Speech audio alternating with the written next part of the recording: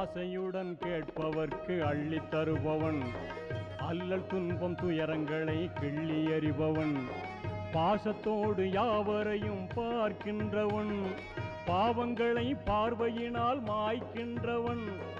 அல்லல் படும் மாந்தர்களே அயராதீர்கள், அல்லாவின் பேரருளை நம்பி நில்லுங்கள்.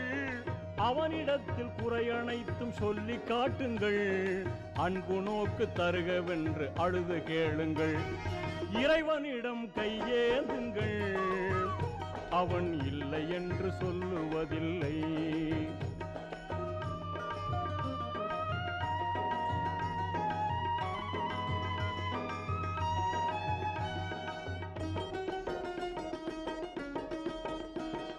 தேடும் நேயர் நெஞ்சங்களில் குடியிருப்பவன், தேடாத மனிதருக்கும் உணவளிப்பவன்.